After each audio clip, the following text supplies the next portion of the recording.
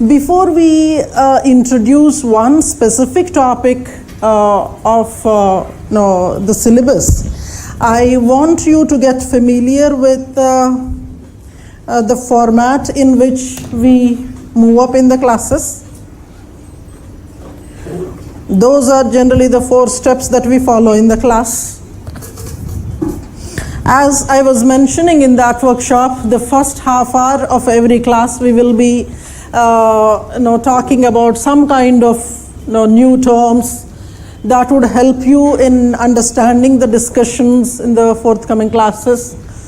We may also introduce some kind of videos to you portraying lifestyle of one specific culture group. Sir, whenever we watch a video or some kind of an interview of an anthropologist or something that is aired in the class, you'll have to take it religiously when it comes to taking a note from there.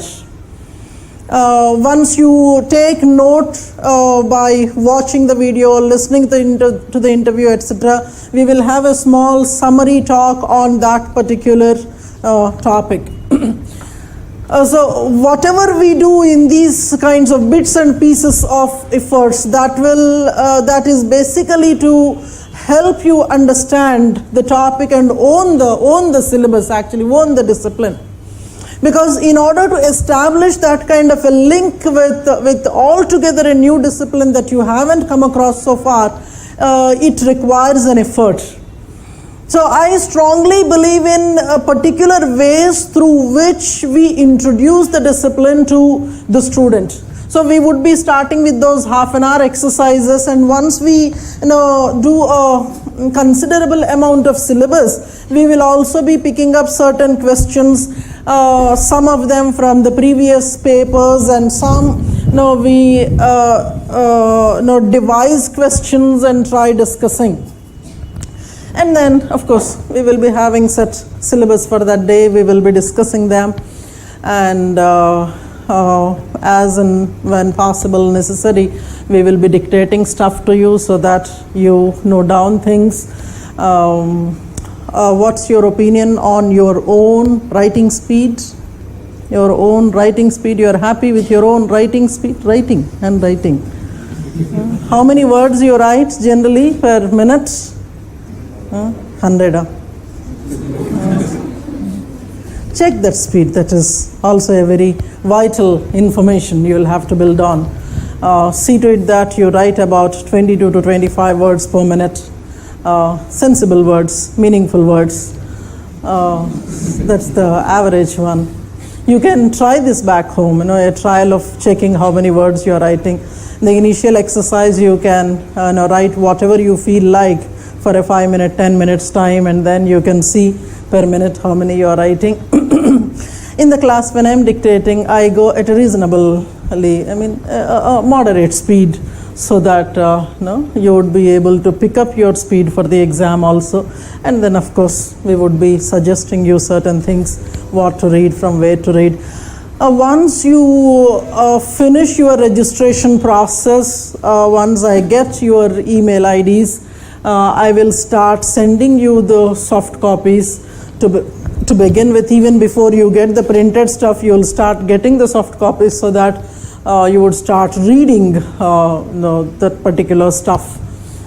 So I think by the time you get your printed note, it will take about 10 to 12 days of time. In the meantime, we will start off with this kind of small papers being sent to you, and you would be writing. This is basically the format. And at the end of the class, I think all of you will be given some kind of a planner of this kind, wherein though it is actually devised for keeping in view the general studies thing, but I thought I would use it for your optional also.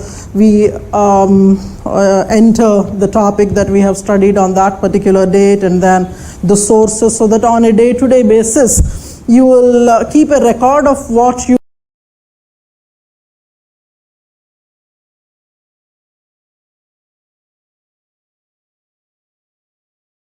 have read, studied in that class, because it's all possible that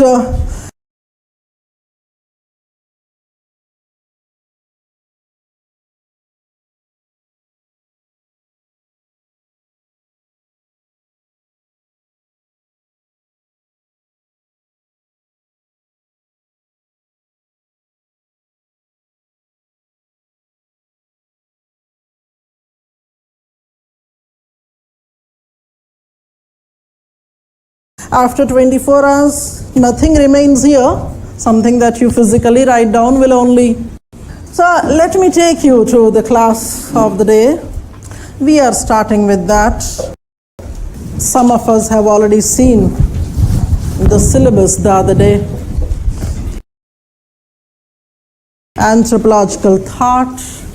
Repeating what I said in that class, as the name suggests, this particular topic aims at influencing your thinking process, because it has been a fanciful thing in the exam. He occasionally mentions what's an anthropological perspective of some XYZ issue.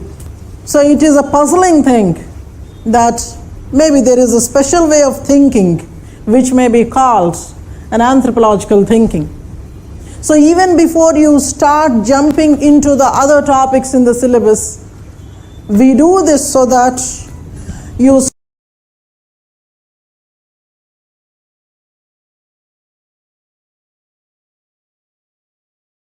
start accommodating yourself in what we call thinking like an anthropologist. But before I do all that stuff, I would want to begin with a couple of pictures for you. Just look at this picture. What's happening? Somebody is lined up down on the floor and people are going around. What is it that is lying down there? That is that island.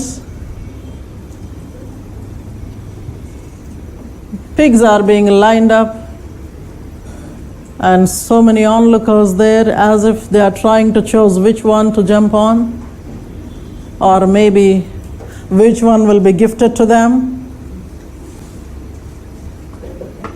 And those are the two people. Several bunches of anthropologists actually had studied this particular thing, which looks to be surprising. What is it that they are doing with so many pigs? Anything that comes to your mind, they must be doing this. Anything that comes to your mind. Looking at a picture, we get a feel. What is the feel that you are getting from there? What must be going on? Selling. Aur bataएं? Worshipping. You are killing the pig and after that you are worshipping. Maybe possible. जिंदा तो वो कुछ सुन नहीं रहा, तो मार कर ही सुनाएंगे. You have slaughtered and must have sacrificed to the gods. Then later you will sit and eat the prasad. Kind of. Anything else? Anything else? Competition of how many you are killing? The biggest one is Acha, maybe. Yeah, could be. The biggest one that you must have killed. Pig feast. Eating of the pig, pork, rather. So the two names out there, those are a couple of anthropologists who have worked in that particular island, in that population, which is actually part of those Pacific islands. You must also be studying geography. You can back home see for that location Vanuatu Islands, those Y-shaped islands. These islands have been one of the most interesting areas for the earliest anthropologists. And even today, they are actually helping people to do a lot of research and field work when it comes to anthropology discipline. Now, I'll go back to this. So whenever I am showing examples of this kind, and whenever we are giving certain names of the people or of the groups that are being studied, it is religiously to be taken down somewhere so that we would come back on them. Huffman and Harcombe. I think those are the first two names that I'm introducing in the class for you. I still haven't spoken of the people who are being studied. There's so many tribal communities of that region that indulge in this kind of a festive occasion. So I would start my talk with the story about them. I'm sure you would enjoy all the stories because most of the time we would be spending here narrating stories. So I got several prizes in the school in the storytelling. I continue with that job back home and here also. So you enjoy the stories, and from the stories you pick up the facts that are necessary for your exam. I told you in the workshop that every example, every fact that we give in the class has some kind of utility somewhere in the syllabus when you are taking up the questions for the exam. I am naming the first tribe for you, called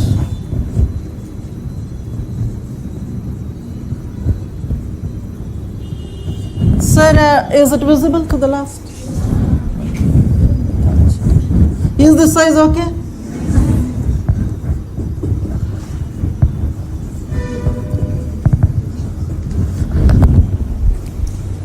T is silent, we call it Sembaga. Sembaga is one of the Polynesian tribes that is known for what a friend had used this word, pig feasts. People have written reams of information on the pig feasts. Why should somebody go for a pig feast of so many numbers? You can see there, easily you can see about 100 being, or many more. Success? Excess. Okay, you have so many. You need not have to wait for excess number to emerge in order to have some kind of a feast. You can actually go for a feast even when the numbers are small. But then they go for particular numbers. I'll give you a brief account of them and then take you forth. One of the first anthropologists who had studied Sembagan society was called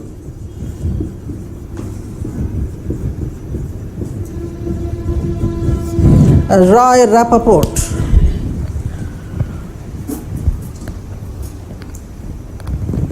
This was one of the first persons who had studied pig feasts from the perspective of culture studies in anthropology. He was narrating this. See, when somebody gives a story, it is based on the time at which he must have visited those people, or the kind of feel that he must have gone when he had seen them. The story that you are writing today need not necessarily be true till eternity. I hope you are following what I am saying. We have read history that was written at different points of time. So if a historian was describing one particular nation or one particular population, the narration changes with time. So keep this in the back of your mind, because at a later point of time we see somebody else going back to Sembaga and seeing that the same thing is not existing anymore. Because as we all know, change is inevitable and it goes on happening. With technology, with time, with necessity, change has to happen in the lifestyle. I'm still not using any technical words there. So when Roy Rappaport was studying Sembaga, he was bringing out certain very vital things there. See, these are the things that he must have observed, others did not observe. Or what he did not observe, others must have observed. Now I am sticking to his narration alone.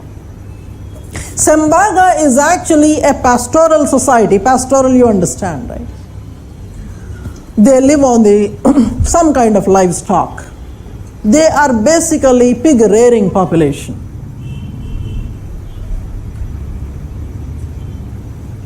And they have this very strong belief. See, there are certain things that exist parallelly. One is they are pastoral pig rearing community. And they have one particular kind of social institution one particular kind of social institution called polygyny. So we will be explaining these things to you. So let me say this, sir. In the beginning of your course, for about a week or so, you will be learning several new terms. Things look like, okay, we are doing things in bits and pieces in a rather unstructured way, but you'll have to understand that out of the unstructured thing, we will try to lay down foundation for a structural reading. I said to you in that class, you can start your syllabus from anywhere. From wherever you start, you will be getting new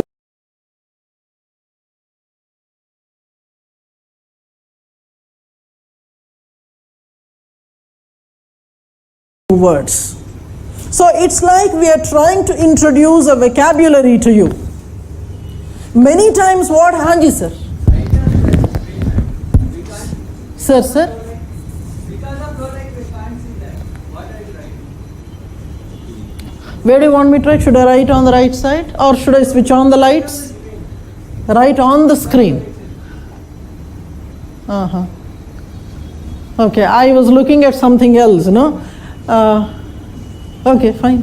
ठीक है. Public demand ఏం చేస్తాం? Anyways. I was there somewhere. Yeah. Rappaport reports that this particular tribe of Sembaga, one is pastoral. The second characteristic that he identifies is it is a polygynous community. So first I will settle with this polygyny and then go forth. Most of the time in the mainstream, we find, at least if you are looking at mainstream Hindu society, mainstream Christian society, we find that people generally go for monogamy. How many would want to have? Want is different from what is actually permitted for you. In monogamy, sir, I am introducing you certain symbols. This symbol is for male and this is for female. And this equality symbol indicates marriage, though we understand that they are never equal in marriage. We are, in the future, we will be talking about things like this, whether they should be equal. If at all you look for both of them to be equal, what could be the dangers that are involved? We are already feeling those dangers in the society when you say that there have to be women rights kind of a thing. And I didn't say much, but we'll hold on for that. This is monogamy. One for one. Acha, is it permitted in Hindu society that after this, you understand that, right? After divorce, can this happen? These are 1 and 2, they can go with 3 and 4. A remarriage. Or when this happens, he died, he got killed, or she killed him, whatever. 1, 2. Is it okay?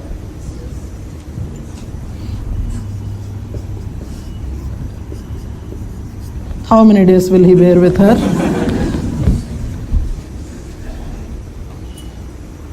These are the various types of monogamies. At a particular point of time, you can have a single partner.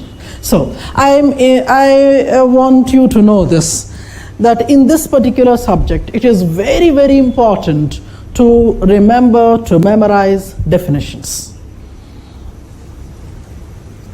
If you're not memorizing in the same words as the thinker must have defined, doesn't matter, at least you should be able to provide the essence of it in the right words. So in monogamy, what happens is, monogamy is that type of marriage system wherein at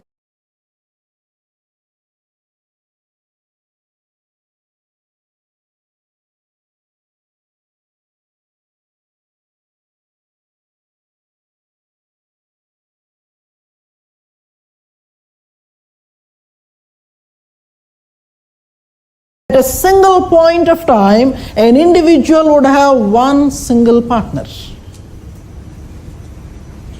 Did you understand? That is monogamy. Monogamy is, at a point of time, an individual will have a single partner. When I am saying that at a point of time you can have a single partner, meaning at different points of time you can have different people. Are you fine, sir, in the class? Okay. Now, these variants, we call them serial monogamy. One after the other. Serial monogamy. But then, at any point of time, you are loyal to only one. That's very interesting. At a single point of time, you are loyal to a single individual, but your loyalty changes from time to time. But never at a single point of time your loyalty is divided. I am using a very interesting word here called loyalty, which we will be examining later. Now this is serial monogamy. And then there is another variant also, maybe I would introduce that term also, that is lifetime monogamy. Lifetime monogamy is whether she is alive, he is alive, dead, whatever, you should be happy with only one that fellow. So even if this happens, she should remain that way. Suppose this happens, he should remain all alone. Something like Lord Rama. But we know that it's possible only for the gods, not for the humans. This is lifetime monogamy. When it comes to the other variants, there is one term called polygamy. What we mean by polygamy is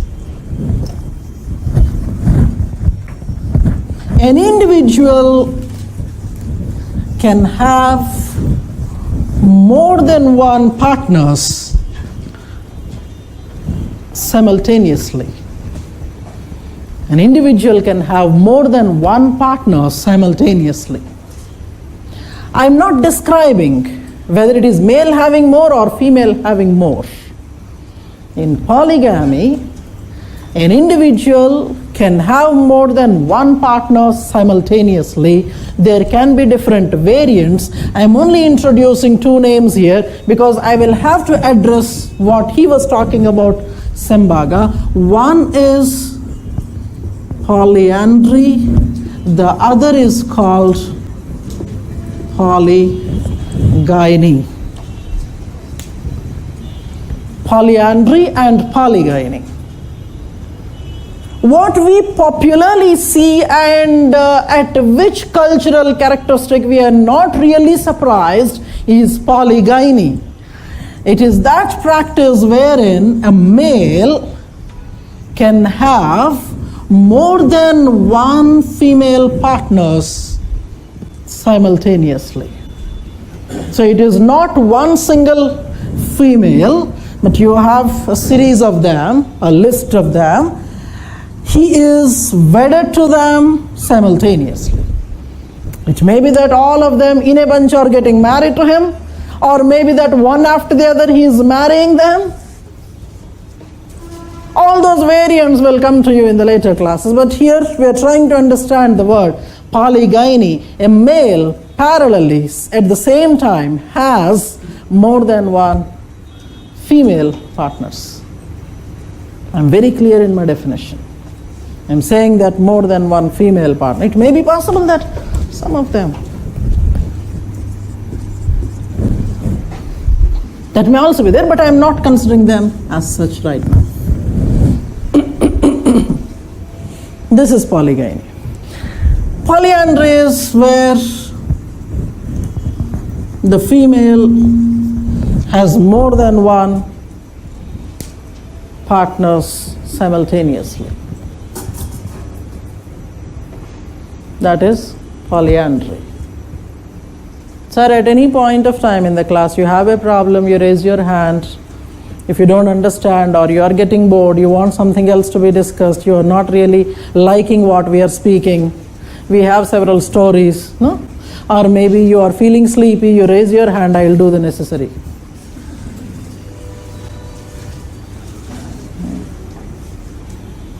Classes are the best lullabies that you can have.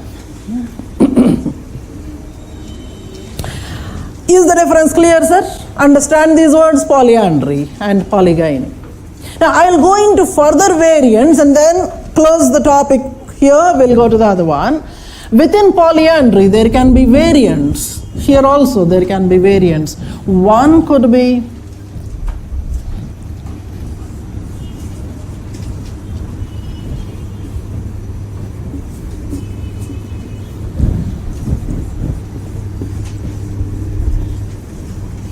Sir, I am trying to write with a big font, but it will take some time to get used to bigger letters.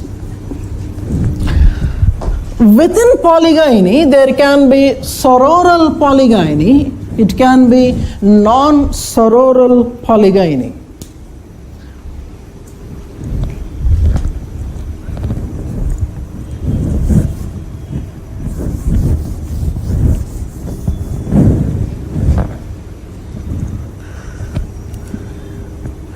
What we mean by sororal polygyny is a man's wives are sisters.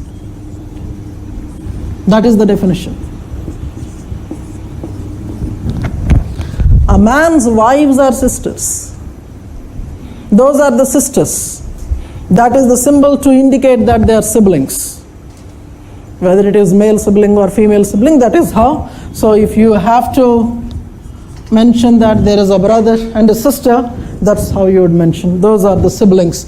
So a man's wives are siblings, that is sororal polygyny. And in the non-sororal variant, a man's wives need not be sisters, and this is how we represent it. A man's wives need not be sisters in non-sororal polygyny. क्या यार लिख ही नहीं रहे हो? You don't want to? और देख जब लिखना हो तब लिखें. May not be. A man's wives may not be sisters in the case of non-sororal. नहीं ये सारे चीज तो आपको मतलब, that's what I was saying in that class. When we are discussing certain things, explaining things, you keep on taking your running note. Because in the formal dictation, whatever we describe for improving your understanding may not be dictated.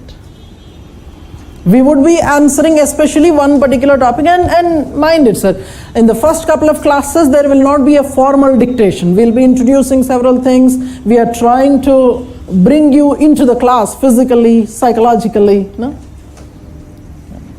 Sororal, non-sororal.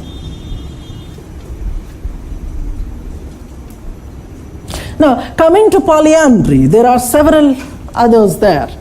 One we call fraternal polyandry, non-fraternal, the other we call familial. Sir, I am only giving the terms and trying to tell you what they mean. We are not going into the exercises of who studied and where exactly, what kind of societies have these kind of characteristics. Those will come eventually. Here we are only trying to get you into the subject by making you familiar with certain terms. Fraternal polyandry, non-fraternal and familial. Fraternal polyandry is a female's husbands or brothers. So when you are drawing this bracket, it indicates that the entire block is wedded to her. If I am removing this particular bracket, it means that he is wedded to her alone. But we want to communicate that this entire group is married to him, or that entire group of males is married to that female. So fraternal polyandry is females' husbands are brothers. This is non-fraternal. A female's brothers need not be, a female's husbands need not be brothers.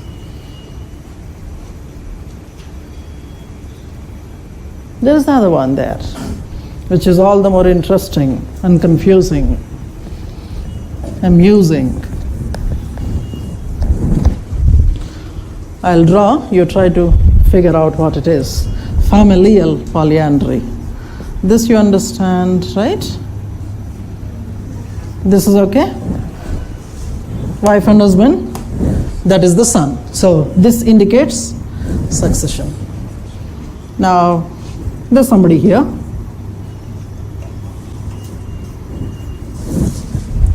That is familial polyandry, where a female is wedded to father and son simultaneously. Understanding undali జీవితంలో, accommodation, understanding. So those are certain terms, sir. This has been found, maybe there is also there somewhere, but the term I did not come across such a term. For this, there is a term. So if there is no term for something, the possibility of its existence is a question. Now, Sambaga have polygyny. Sambaga have polygyny, meaning that a male has more than one wife simultaneously. And there's an interesting belief system there. You will have to listen to this statement very carefully. Sambaga believe that more are the females, more are the pigs.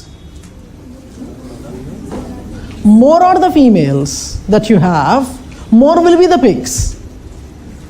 It doesn't mean that the females are giving birth to the pigs, it's not that way. In that pastoral society of Sambaga, the job of taking care of the pigs is mostly of the female. So one other question that might come to your mind is, if more are the females, more are the pigs, is it necessary that you should marry alone? You may hire the females, or you may have a large number of female children, your own or adopted, whatever, so that the pigs can be taken care. But then they had made a choice of this. So in anthropology, we are going to see different kinds of choices people make. Many times the choice that we make is difficult for others to understand. Why is it that you made this choice? There may be a historical reason, there may be some kind of an economic reason, or there may be some kind of a driving force, there may be a religiously ordained decision there. Because of certain circumstances, you must have taken this particular stand, this particular decision. They decided that let us own the female. If it is the woman being taken up as a wife, she may not be demanding a regular wage from you. If at all you are hiring somebody, wages would become a difficulty. And then if it is the sister, she may not be there with you permanently. She may be wedded to somebody else who is in competition with you. He also would want to have more number of wives. Are you following what I am saying? So on a regular basis, whatever we are talking in the class, you try to apply to your own society, to your own life, things will be much more comfortable in understanding. It is not simply that. He was giving the entire story of the Sembaga, wherein he was describing on what occasions they would come up with these kinds of feasts and what is the intention behind the feast. The basic intention behind the feast is that the young man there, or reasonably middle-aged fellow there, he throws up this party of pig feast so that he would get an acceptance by the people as a political leader. And it is not simply the feast that he's giving. It is like, take biryani and give a vote. I think that's very easy to understand. So he's throwing a party so that people would come to him, see him, not only the pigs that he is giving for a feast, he is also exhibiting the females that he is owning. So one side there are females being exhibited, one side the pigs. So it is to show that, see how many females that I own, and see also my pigs. You see the power in me now. It's very easy to understand. When in the mainstream society where you have monogamous societies, monogamous families, getting a mastery over one female is a difficult thing. When he is able to be a master of so many females, it is not less than a testimony to the rest of the people that, see, when I can control so many females, I can face any problem and do things for you. Is that okay? This is the reality of life. Having a control over one female is a very difficult thing. By the way, any married people here? 1, 2, good numbers. Thank you so much. We'll use you in our classes.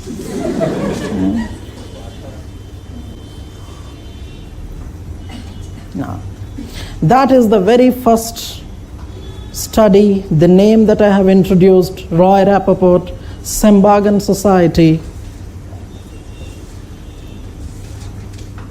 Now, once you have taken anthropology,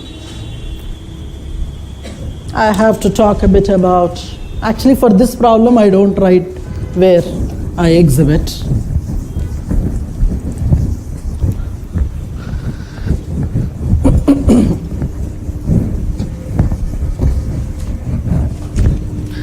Let me take you to the origins of anthropology. So the topics that we are going to talk about now will be, one is origins of anthropology. Secondly, we will talk about the trends in anthropological thought. Those are the two major topics of the day. When we do that, we will be discussing certain terms to you. The terms that I am going to focus on in today's lecture, you may take down these words so that when we are describing these things, they will be explained.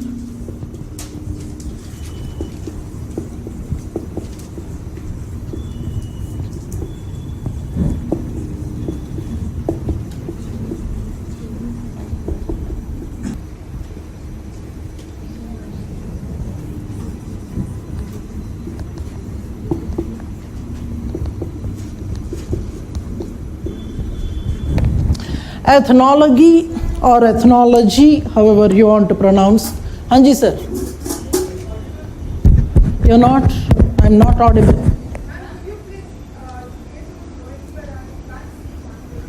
I'm about to do that, don't worry. Hanji ma'am.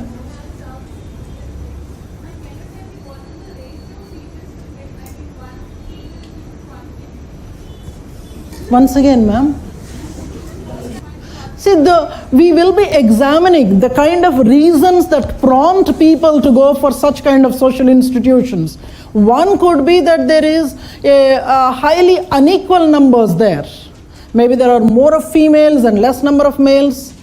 That may drive people to go for polygyny, or more number of males and less females. You will have to be compromised with polyandry. And coming to this particular situation, it is not necessary that the entire society will be polygynous. It is not necessary that the entire society is polygynous. It may be only a privilege of the few. meaning the more powerful, the more well-to-do, are only reserving that right of having access to more number of females.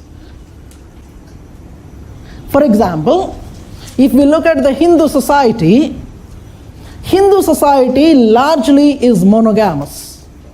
It is largely monogamous when it comes to the humans. But you look at the gods, they are not monogamous. Most of the gods that we have in Hinduism, they possess more than one wives or females or concubines, whatever you call. We are lesser mortals, so we have access to only one. They are the gods. That is the privilege gods have. I think I addressed your query. Will you come back to me after the class? Because one is, with mic you are not able to hear me. Without mic it is difficult for me. When I am speaking, my mouth only works, my ears don't work. Sir, there are four here. Ethnology, ethnology, ethnology. The other is called ethnography. The other is ethnocentrism. Are you having your syllabus document with you? Chapter 2, paper 1. And one more thing I'll have to say this. Every day you carry the syllabus document to the class. To know that yes, whatever we are speaking in the class is there in the syllabus. That confidence is very important. Chapter 2, paper 1.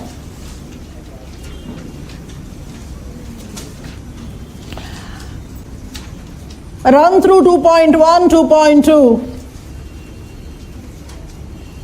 As you are going down, you would see two terms there. Ethnocentrism versus, cultural relativism.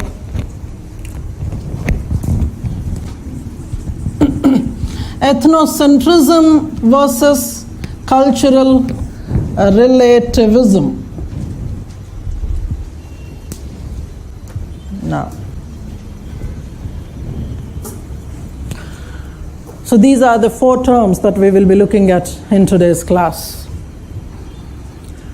There are many occasions wherein simply these terms were asked, like ethnocentrism, cultural relativism, or a combination of them were asked in the exam. I would first explain to you the first two terms, then keep the story going with the origins. And these definitions you will formally make a note as I tell you. Ethnology, make a note of the definition. Ethnology.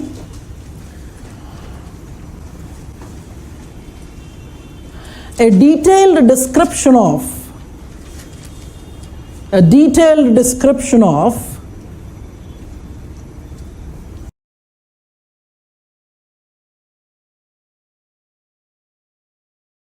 a culture group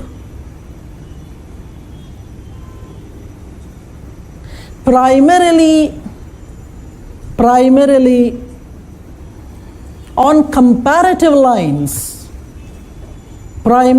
on comparative lines, which occasionally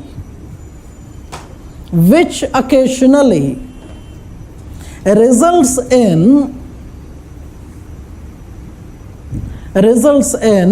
ethnocentric writings.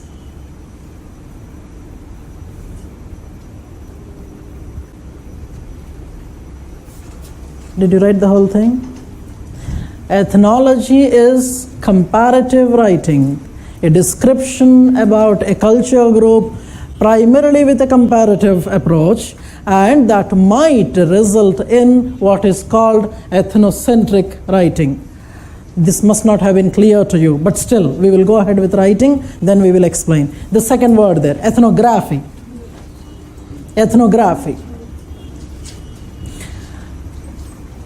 Detailed description of a culture group.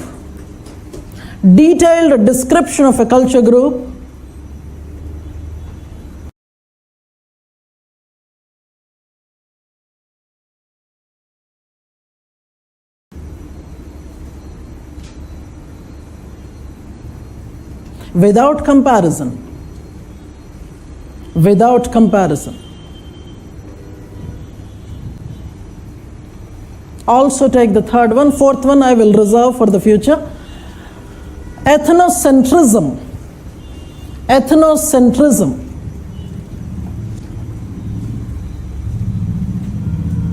A belief that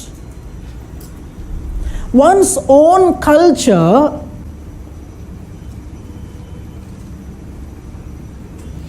is superior to the others. Now read the three terms to yourself, three definitions. Ethnology, a detailed description of a culture group primarily comparatively that may result in ethnocentric writings. Ethnography is detailed description without comparison. Ethnocentrism is a belief that one's own culture is superior to the others. Now, keeping these things in mind, we will go forth. See, most of the time, we are ethnocentric. Most of the time, we are ethnocentric. Because from whichever social strata we come, we always believe that we are superior to the others. Generally, it goes by the belief that whatever we do is right and what others do is wrong. Whatever you believe in is superior. If others have a belief, that may be a superstition. Your beliefs are beliefs, other beliefs are superstitions. Your beliefs are rational, others' beliefs are irrational. I'm not naming a community, I'm not naming a nationality or a religion or a caste group, whatever. Most of the time we believe that whatever we do is right and the others is wrong. Now keep that in mind. Now with that, we would go to the origins of anthropology. With a brief introduction that I started to give in the opening lecture itself, this journey, this study of anthropology, the emergence of anthropology had begun with the colonial masters. So when these people were actually, and I'm talking about a time of late 18th century or early 19th century when the Westerners, primarily the British, were trying to rule the rest of the globe. And at some places, maybe Germans were trying to do the same. At some other places, French were trying to do the same. But they could not parallel the length and breadth of the British. So most often, anthropology is seen as the given of the British colonial rule. Hanji sir, it's not? Doesn't matter. I'm still talking. We will come to those words. Don't worry. Or maybe for your satisfaction. Is that fine? Huh?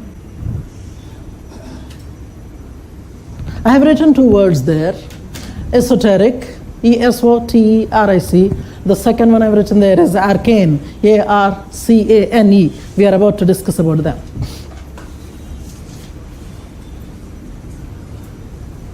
The basic meaning is that when we say esoteric, it is something like a discipline that can be studied by only a few people. It can be studied only by a few people, and it can be understood only by a few people. When we say that something can be understood only by a few people, we call it arcane. Anthropology was initially believed to be a discipline that has the traits of being arcane, being esoteric, meaning that can be studied only by a few people, that can be understood only by a few people.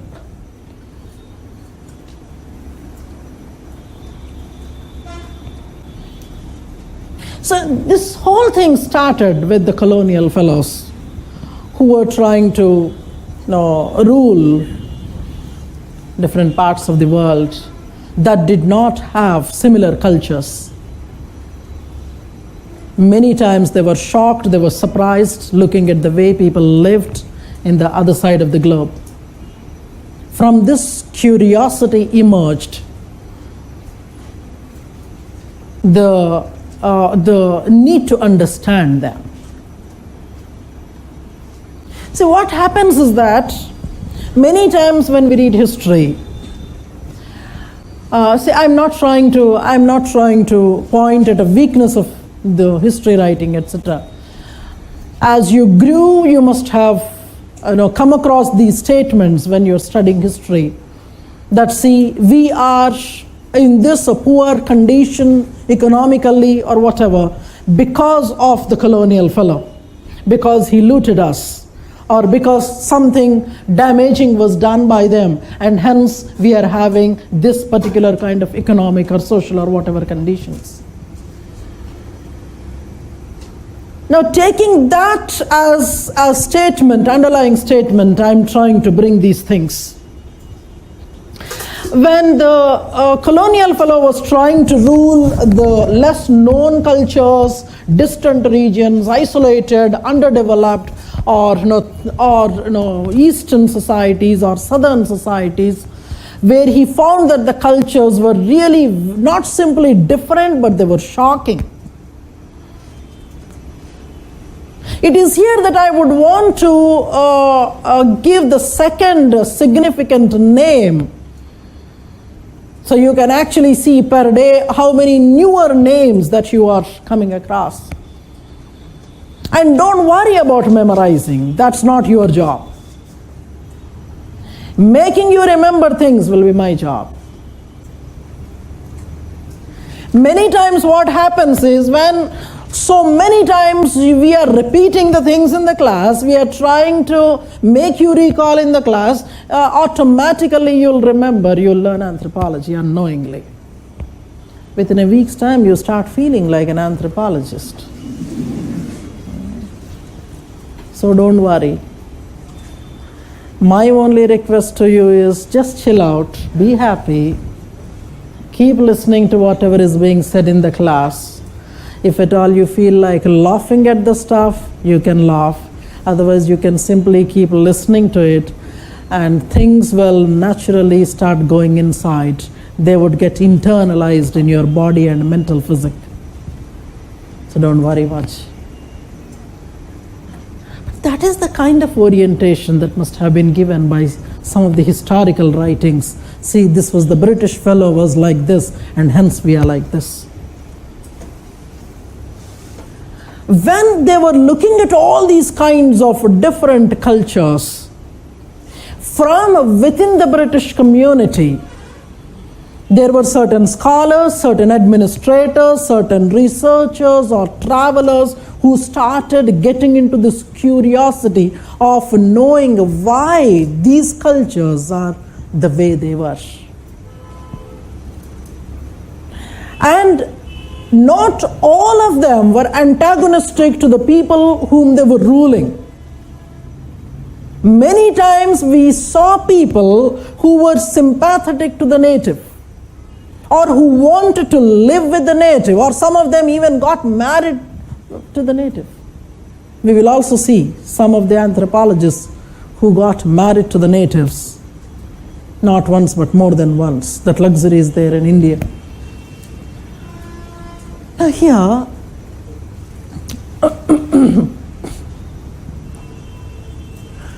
that was a time when the British were ruling. That was a time when Christian missionaries were also traveling across.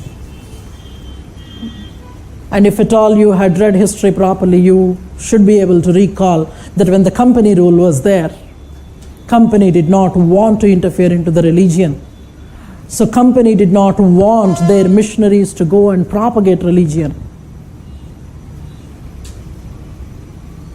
And it was only after the crown took over the power, we see that increasingly open work of the missionaries had started.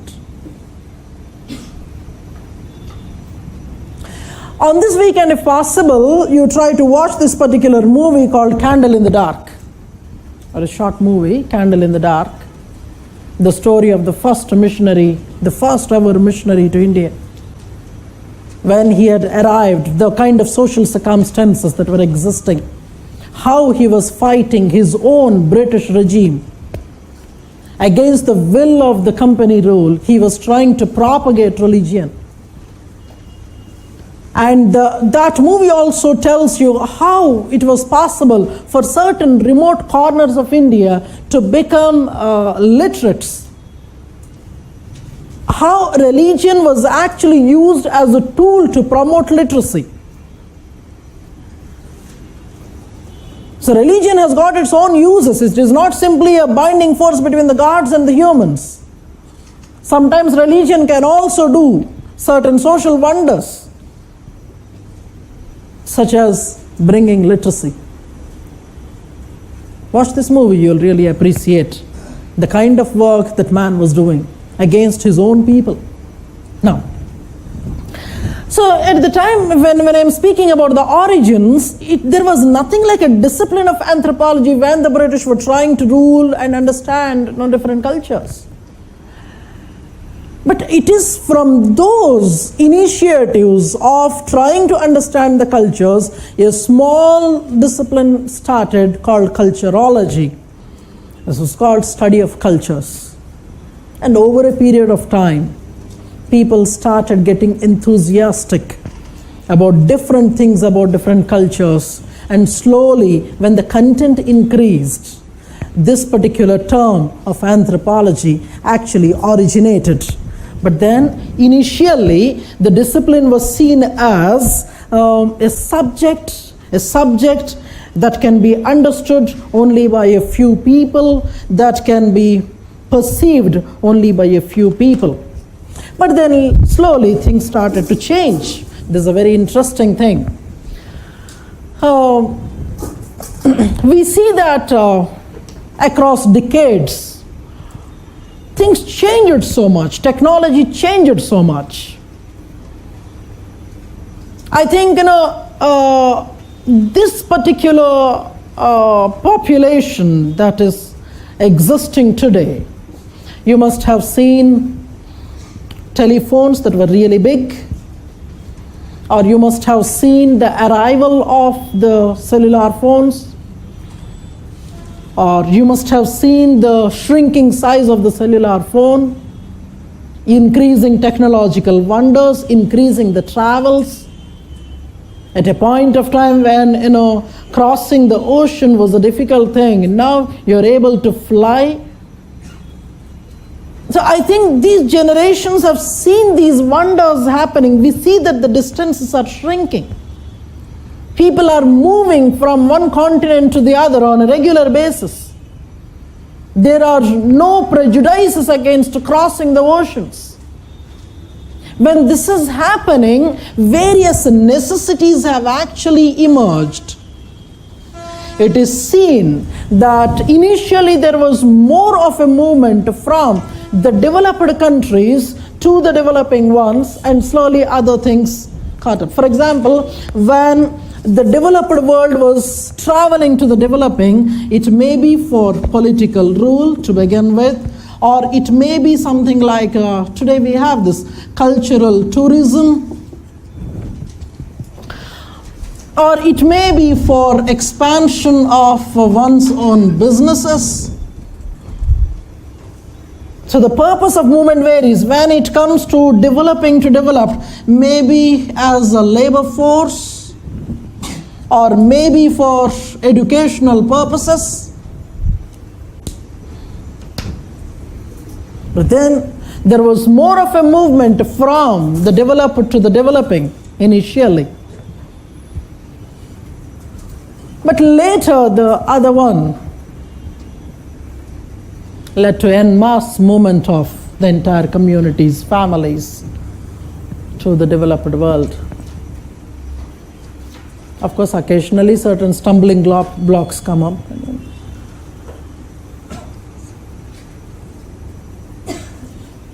When all this was happening, the relations across culture groups were increasing. Relations across nationalities were increasing. People found that for their own economic use, for their own political use, they have to understand the people they were ruling or they were dealing with. So when, say, the British was ruling, for better ruling, they needed to understand the people whom they were governing. Or some of them were there, they were only having this sheer curiosity. We are at this level of development. They are at such a low level of development. Why is it so? Maybe that academic curiosity was there. Reasons could be whatever. Some academic, some political, some economic, but everything boiled down to an effort to know different cultures.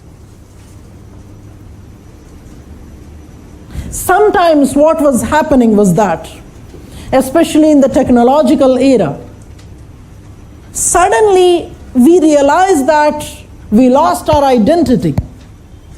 It is at this point of time, certain culture groups started to feel that, okay, even before we understand the others, we'll have to understand our own selves. That is the reason why you can look at your syllabus, chapter 3, paper 2. It reads as,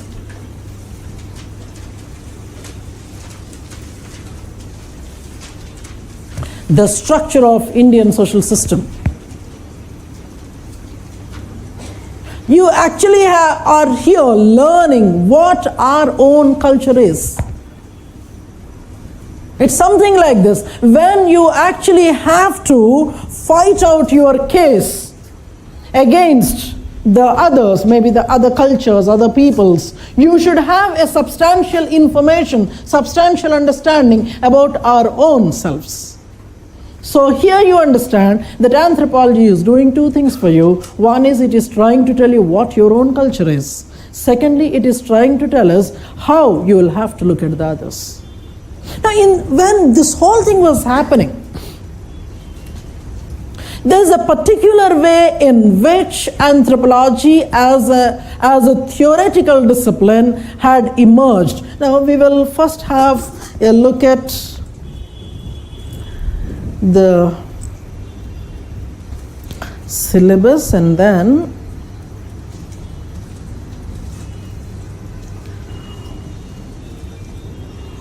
look at chapter 6, paper 1.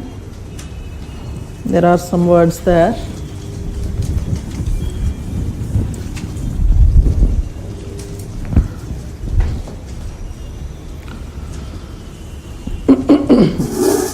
This is the first half of the chapter.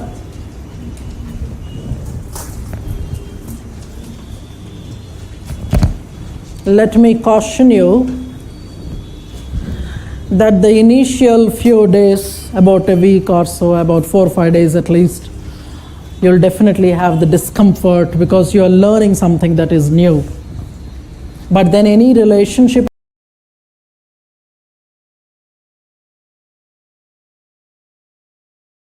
requires time to blossom.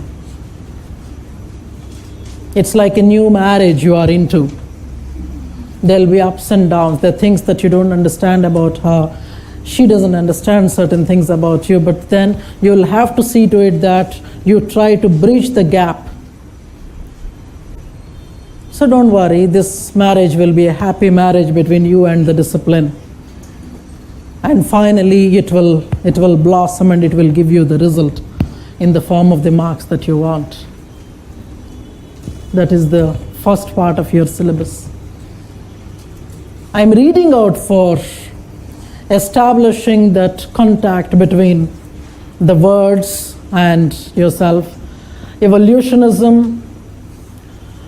Your syllabus actually in that document mentions classical and neo, but I have mentioned neo somewhere else. Classical evolutionism, diffusionism, and historical particularism. There is one name that is mentioned in the syllabus called Franz Boas. American diffusionism, functionalism. There is that man there, Malinowski, that's how you pronounce. Structural functionalism of Brown. Structuralism, there is this name called Levi-Strauss. You wear the jeans, Levi-Strauss, Levi's jeans, you know? Levi-Strauss, and then Edmund Leach. You have the other part there. And this particular segment of your anthropological thought called culture personality school, I personally like it very much because there's a whole lot of female anthropologists there. They don't do much of work, but then Ruth Benedict, Mead, Cardin is a male fellow, odd man out there, and then Cora Dubo, that's how you pronounce. Not just because certain letters are there, it is not mandatory that all the letters have to be pronounced. This is called Cora Dubo, S is silent there. Neo-evolutionism, there are a few other names there. Child, sir, spellings are very, very important. So during the weekend, you spend some time on the syllabus, especially you look at chapter 6, the names that are mentioned in the syllabus document. So that when I am dictating you something, you are not looking at me for the spelling. Child, C-H-I-L-D-E.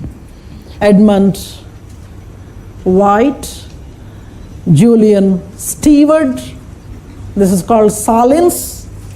There is another name called Service. Sir, in this discipline, there are people who come in couple. I mean, Salins and Service, both male fellows, of course. Both of them, wherever they worked together. So it is like Lakshmikant parallel, inseparable fellows, Salins and Service. Even when questions come in the exam, they put them together. You have the other person called Marvin Harris, cultural materialism and symbolism. These are the other fellows of 21st century. Victor Turner, Schneider, Geertz. First of all, you should start pronouncing the names. Later you can learn about them. Cognitive thinkers, Tyler, Conklin. You have the other one called postmodernism. Now, when I'm dividing the syllabus into these two parts, I have divided them primarily based on the time period. So all these people up to culture personality school, these are called classical anthropological schools. These are all called classical anthropological schools, and the later are called modern anthropological theories. It's not simply the time period, but what the study also changed.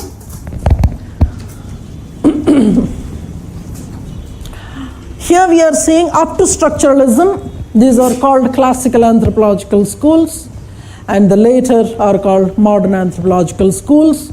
One, because of time period. Second, because of the content. Third, because of the way they studied. Many people believe that it is difficult to convince a student when you are starting the syllabus with anthropological thought.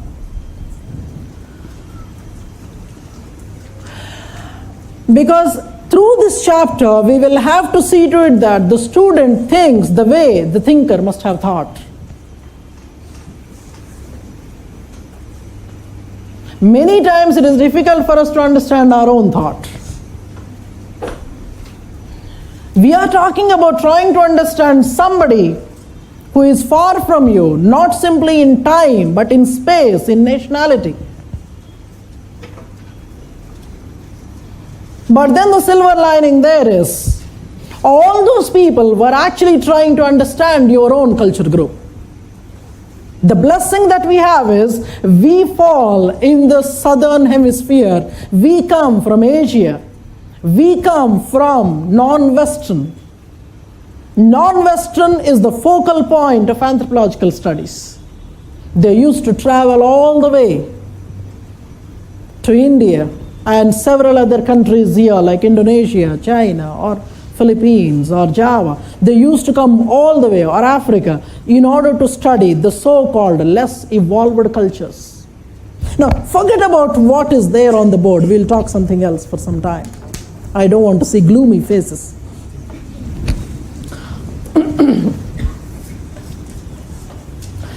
I'll pick up a familiar name. Srinivas. We have an anthropologist called M.N. Srinivas.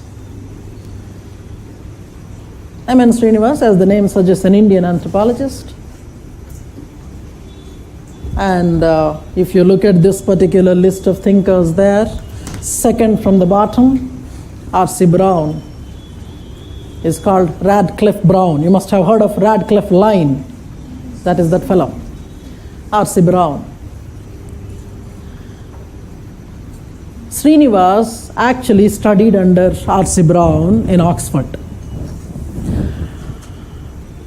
At that time, so we are talking about a time of 1940s when he was a student there in Oxford. See, without knowing M.N. Srinivas, one cannot be an Indian anthropologist. If you are writing a UPSC exam with anthropology, you must know who M.N. Srinivas is. Without knowing him, there's no use writing. Because half of the second paper was given by him. That is his value. See, that was a time of 1940s when it was always thought that anthropology is a discipline that Westerners are studying the Easterners. Just imagine somebody from the Eastern world walking into a classroom in the Western world where the subject matter is the East. What kind of glorious welcome that he must have got there. The subject is walking to the classroom. You understand the value of him.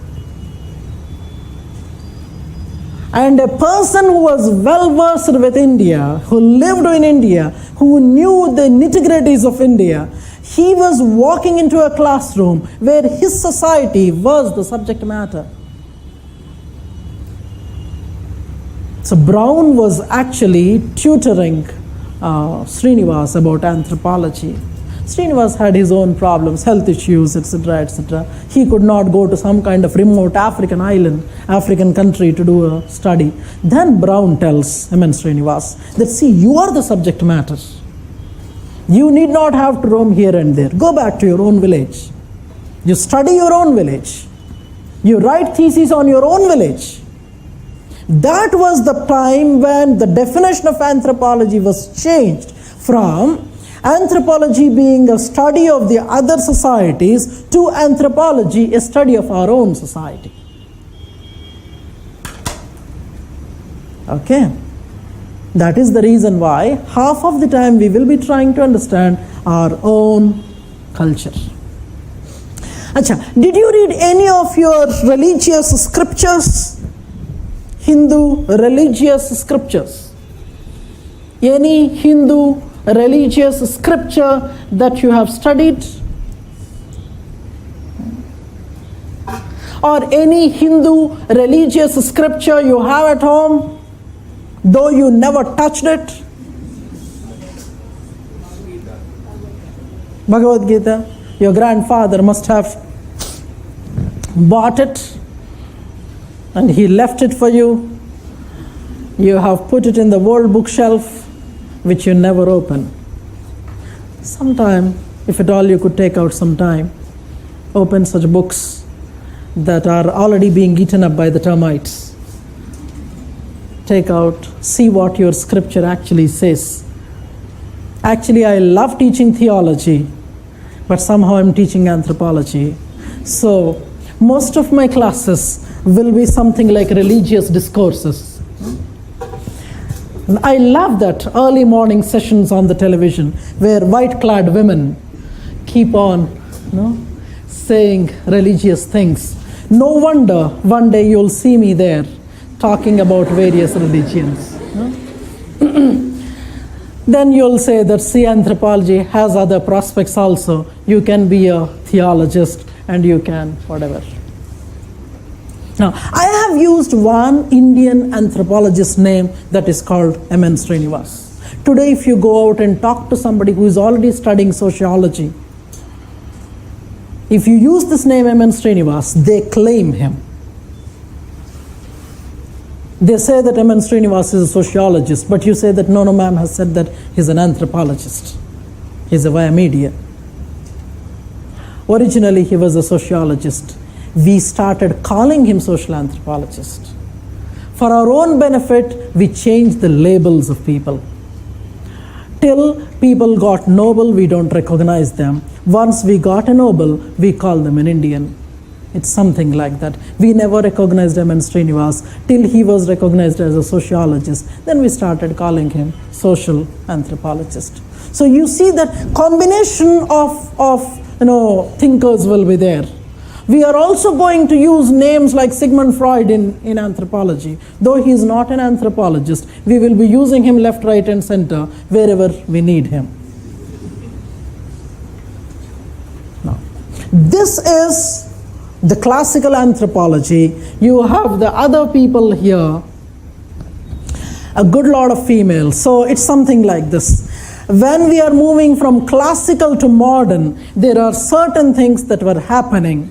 But before I go into the trends of anthropological thought, I'll have to talk a bit about this person, fourth one from bottom there, cultural materialism. I'm not talking about materialism. I only am using this name here, Marvin Harris. So to begin with, one prominent name we used in the class was Huffman. The other name was Roy Rappaport, who had studied the Sembagan pig feasts. More women, more are the pigs. And then we moved on to the other names there, such as M.N. Srinivas, and a combination of him with somebody called Radcliffe Brown. Generally, what you are is an indication of either what your parent was or what your teacher was. The styles of writing, the styles of researches you actually take from your teacher. So Srinivas and R.C. Brown, they are inseparable from one another. Now I am introducing one other name here called Marvin Harris. I love this man because he has revolutionized the way anthropology books are actually written.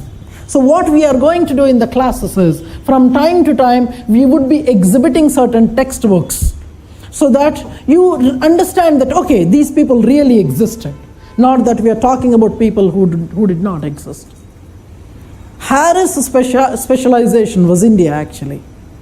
You can see that many of his books have umpteen number of pictures of India. One picture I personally love a lot from his books is the photograph that he had inserted there, where on the Indian road there is a natural speed breaker that is a buffalo or a cow. A cow sits on the road and you never object. See, if a traffic police is there, you may not stop. But if a cow is there, you'll stop. You'll see that you form an island around. The traffic actually forms an island around the cow. You won't disturb the cow. You revere it so much, you worship it so much that you wouldn't disturb it from the road. And that actually brings him to study, why is it the cow is so sacred for the Hindus? These days you must be reading a lot about cow, the sacredness, slaughtering, etc., etc. Why do you worship cow? Being a Hindu, one of the things that we worship is the cow. Why? Cow dung, urine of the cow, we worship everything there. So whenever there is a housewarming, you bring a cow, you take it around the house, make it urinate the house, and then so that you are purifying the house.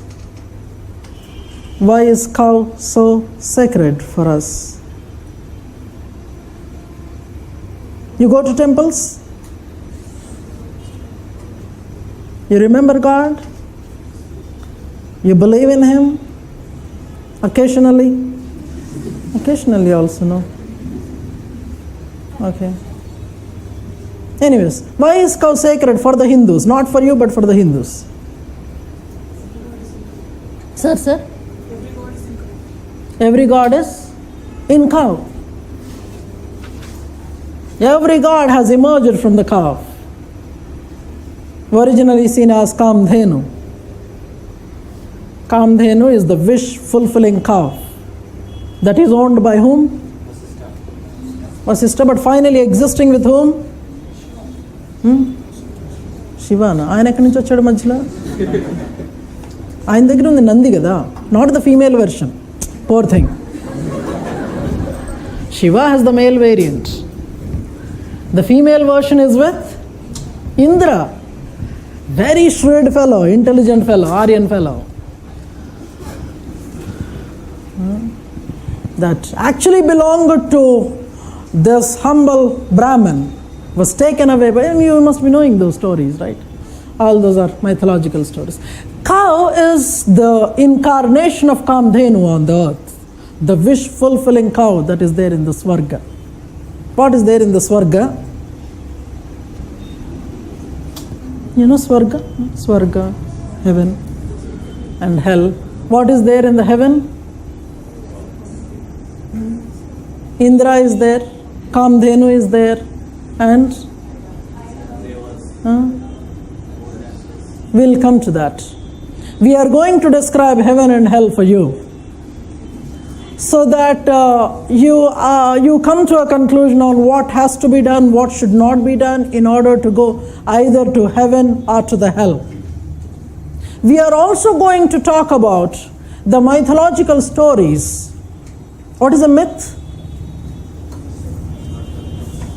M-Y-T-H, myth. Look at your syllabus, chapter 5, paper 1.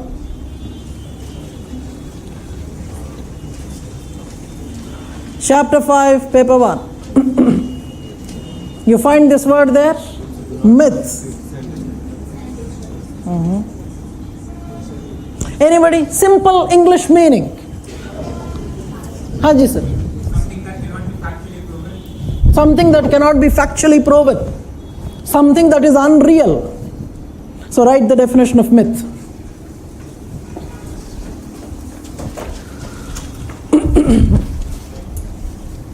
So actually you are trying to write a dictionary of anthropology now. Myth is an untrue story. Myth is an untrue story that is believed to be true. That is believed to be true in order to maintain status quo. In order to maintain status quo. Status quo, situation as it is. I repeat, myth is an untrue story that is believed to be true in order to maintain status quo. So many times our religious books we find several mythological stories. Mythological meaning unreal. But then we are made to believe them so that something exists as it is. Now, I'll keep this aside for some time. We'll talk about a myth. I told you, in the class, we are only narrating stories. Set of stories becomes anthropology. There's a very popular myth that most of the Hindus believe in, or at least most of the Hindus must have heard about. Brahma, the creator, he has 4. It symbolizes that he can see the entire world at the same time. It's for the convenience of the common man's understanding that we gave 4 heads to Brahma. He may not be having, but it's symbolically to indicate that Brahma sees everything from every corner of the universe. There is one very interesting mythological story in Hinduism called Purusha Sukta. Must have heard about Purusha Sukta. Purusha Sukta, I'll write it on the board. Doesn't matter. A lot of Hinduism we are going to learn in the class. We would try to become the Hindus in the class.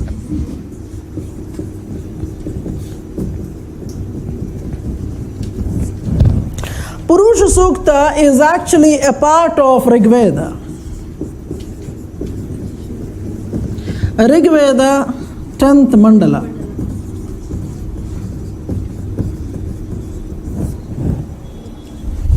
That is a narration of the origin, the creation of the Chatur Varnas that you have. Look at chapter 3, paper 2.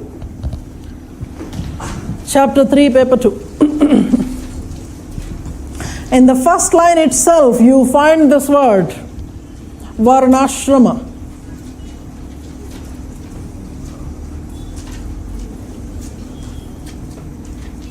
Of course, when we go to those chapters, we are going to see various theories how Varna must have originated. I am only trying to introduce to you one of the meanings of myths. Myth is an untrue story that is made to be believed by the people so that one can maintain the status quo. Generally, you don't want things to change.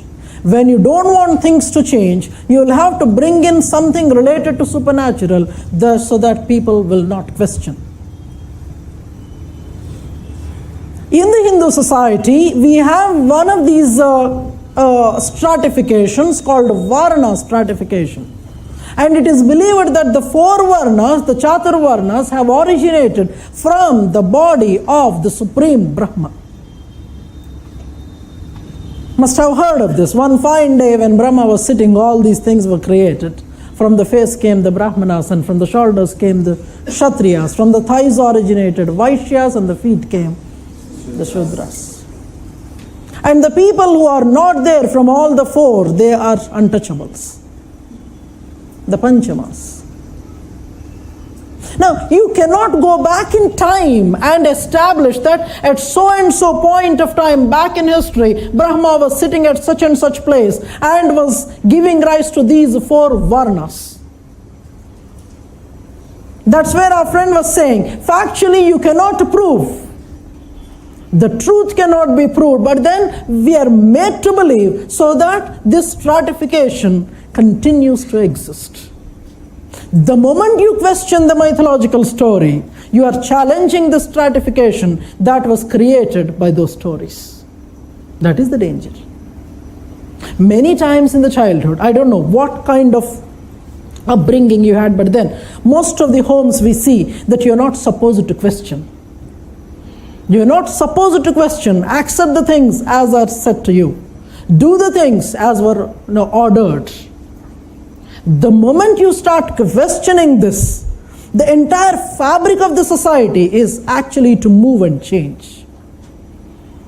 How this process of change occurred in Indian society, and in general, what could be the factors that might challenge the status quo, that is the inquiry of anthropology. I said in the beginning that anthropology is a study of culture, is a study of other cultures. In anthropological thought, we are going to see how different schools try to understand the cultures. I repeat what I said. Anthropology is a study of culture. That is the subject matter. This subject matter of culture, how different schools have tried to understand using different ways of approaching cultures, is anthropological thought. How the aspect of culture was studied by different schools, what is the kind of approach they were using, what could be the research methodologies they must be using.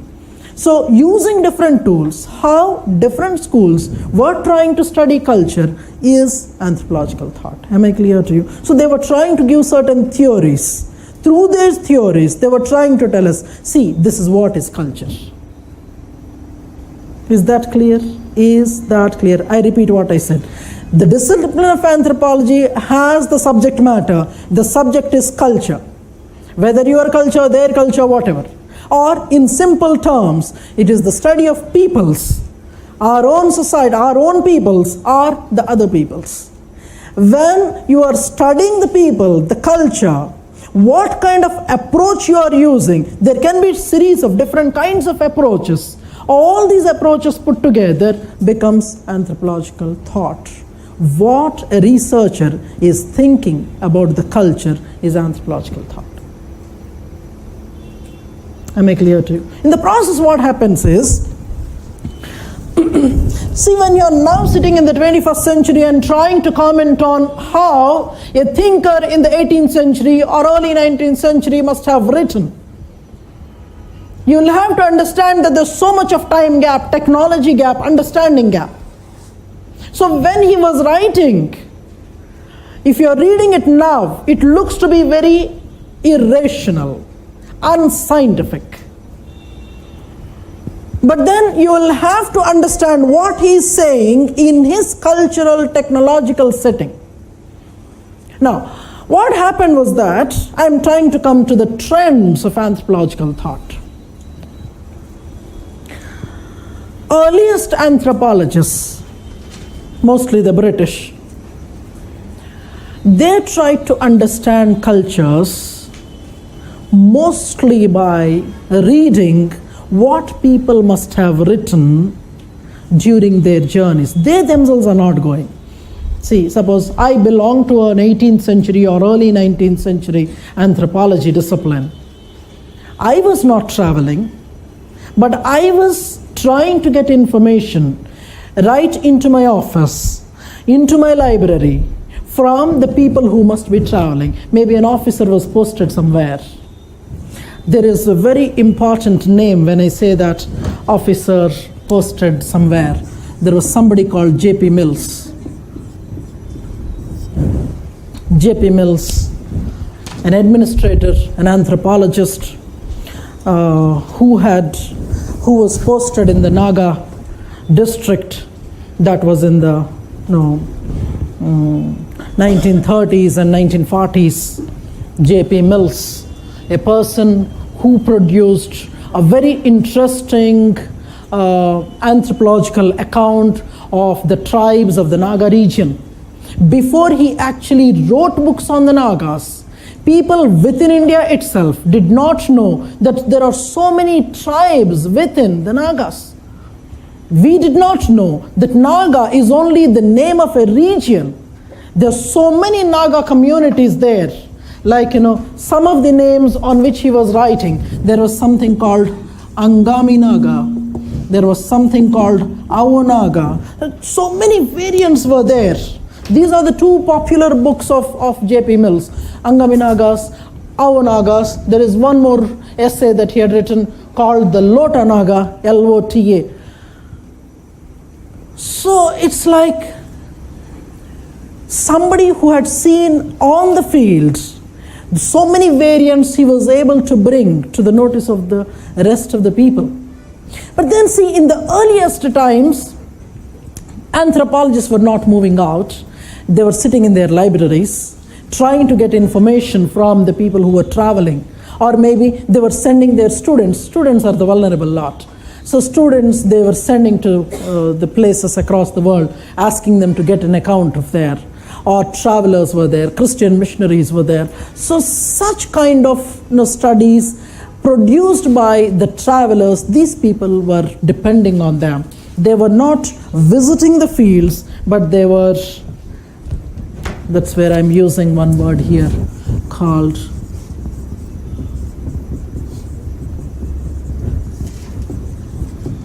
the armchair anthropologists. The earliest anthropologists were called armchair anthropologists. You know armchair? Armchair? No? Which your father, your grandfather used to have, no? So that you can relax. Armchair, Madata Kurchi, wherein you can actually sleep. You must have sat on it actually to study, but slowly you would doze off. Armchair anthropologists. Is there anyone who judges the interpretation of anthropologists? We will come to that. That's there in the process. We'll come to that.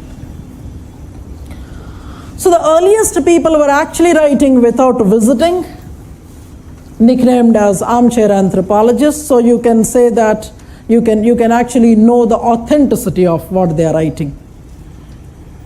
They were trying to write about the people about whom somebody else have written. So authenticity becomes a big question. But then you'll have to appreciate it. The earliest anthropologists were such voracious, gluttonous writers. Some people have this quality of writing reams of information. It becomes difficult for them to write anything in 250 words restricted. They cannot compromise with the quantity, 2,500 words, not less than that. When UPSC asks you to write in 250 words, it becomes difficult for them. There are different kinds of people who can talk a lot but can't write much. But UPSC appreciates people who can write and talk as well. No, our target is to write, of course. These people were such beautiful writers. At this stage, I will have to introduce you to one person. Look at your syllabus document, chapter 6, paper 1.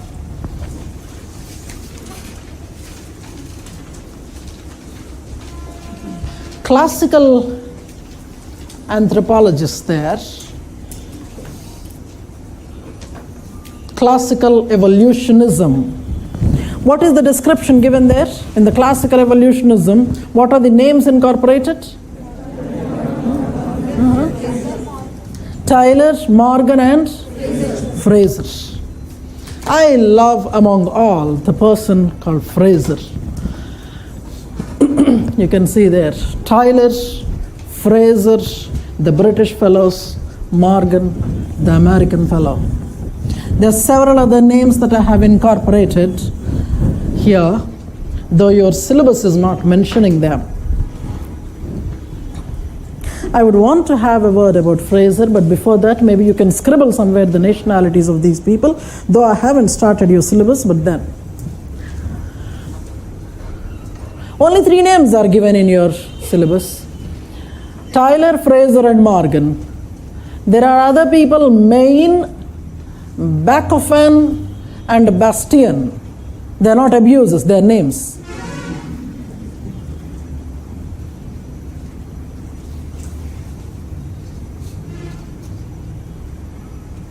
These 3 are given in the syllabus because they are considered to be the stalwarts, big people.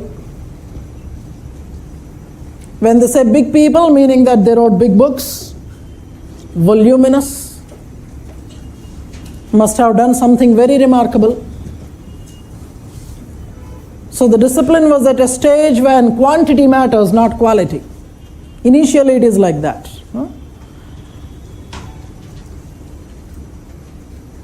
I was saying that the earliest anthropologists were armchair fellows. They didn't move out of their comforts of the libraries and homes of the universities. They depended on people who were traveling. So the travelers' accounts, travelogues as we call, travelers' accounts were the primary basis. Or somebody as an administrator was seeing people and writing, those were the basis.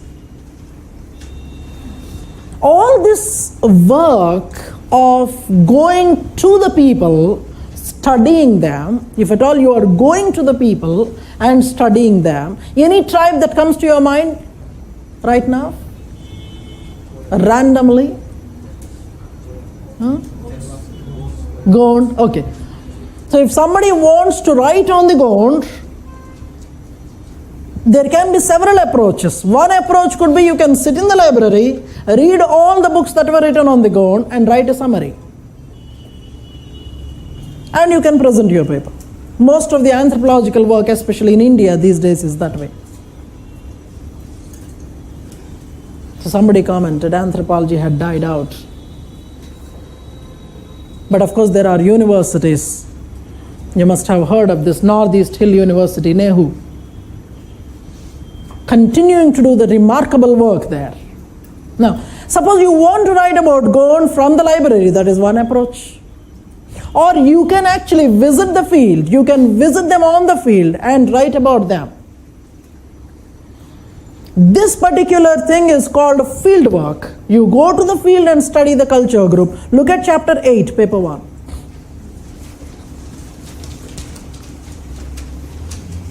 Fieldwork traditions in anthropology. In studying anthropological thought, we are going to see what kind of fieldwork methods and traditions have emerged. So you can study going from the library, you can go to the field and study. So at the time of the earliest anthropological writings, field work was almost not existing. But people were writing huge volumes of books. One person who is really special was Fraser.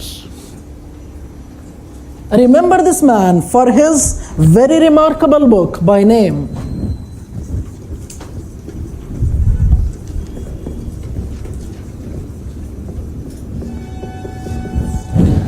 The Golden Bough.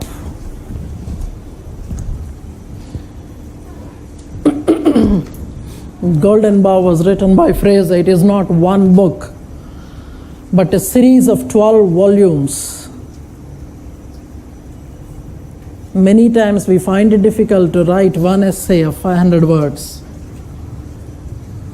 Look at people who are writing each volume running into about 500 pages, writing about 12 volumes there. And that too, the books of that time, they used to write in such a small font. Paper was something that was very costly. You had to think on those lines too. But suppose you see the books of today, very less content, more of pictures, more of colors. Sarugu takwa, hadavid ekkuva. But then, those were the times when they used to write so much of information, never thought of writing in shortcuts, elaborate descriptions. I am here using the word of Fraser, James Fraser, because James Fraser, one of the earliest anthropologists, was instrumental in bringing people from different other disciplines into anthropology. So initially when you are starting something, the inflow of people is very important.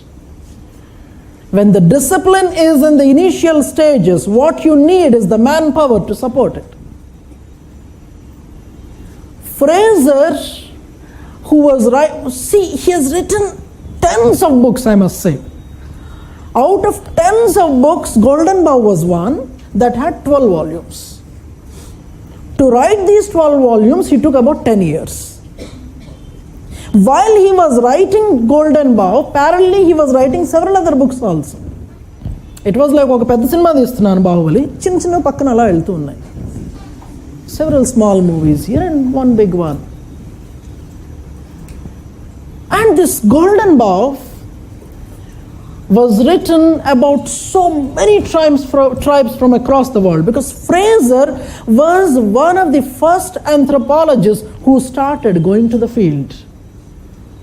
He was not simply going to the field. He had tens of people who were trying to pump information from different points in the world. So you can see that each of the volume that he was writing was having tens and hundreds of names. And the way he was writing, that's what we call flair of writing. It was so attractive that people from other disciplines opted out of their own discipline and started writing, studying anthropology. Are you here in the class? Fine in the class? Okay? Maybe to confidently say that you are fine, it will take some time. Go back, see what we have written so far in today's class. I haven't ended my class. It's only that, to see whether you have. I started by giving my format of the classes, and we said that we would be introducing certain words. We had introduced three words rather, ethnology, ethnography, and ethnocentrism. Those will actually now be discussed when we are talking about the trends in anthropological thought. I have given you a brief idea about emergence of anthropology. We said that it is something to do with colonial interests, and when intercultural, international relations have increased, the requirement of knowing the other people had increased, and hence the requirement of anthropology. That is the practical utility. But when it comes to the theoretical origins, for any discipline to progress, there has to be a strong theoretical basis. That is the reason why in most of the social sciences you see the thought, geographical thought, political science has a thought, or sociology has a thought. Every social science you pick up, there is one topic that is called thought or theories, because theories form the foundation of that particular discipline. As a part of anthropological thought, its emergence, now we are looking at the earliest anthropological thinkers. And some names I have shown there. About the first one that I have spoken is Fraser, the person who had written tens of books and was instrumental in the arrival of several others into the discipline. But see, so the earliest fellows, we were calling them armchair fellows because they were not going out of their comfort zones. You will see in one of the videos that will be shown to you in the next week, there was one anthropologist who was saying this. The earliest anthropologists believed that the primitive man has to be studied from a safe distance. The primitive man has to be studied from a safe distance. Sir, examiner can easily understand whether you have understood the spirit of anthropology or not. Whether you have understood the spirit of anthropology or not. This he can do simply by the way you have used certain words in your answers. For example, this very word primitive was a word that was very primitive in anthropology. In contemporary anthropology, usage of the word primitive is actually not encouraged. Primitive has a negative tone in it. If somebody says that you are a primitive person, it's not an accolade. It is something like an abuse. When somebody says that you behave like a savage, an uncivilized fellow, savage is not a title that is given to you. So when you are describing somebody as a primitive tribe or primitive group or somebody with the adjective of being primitive, it is negative.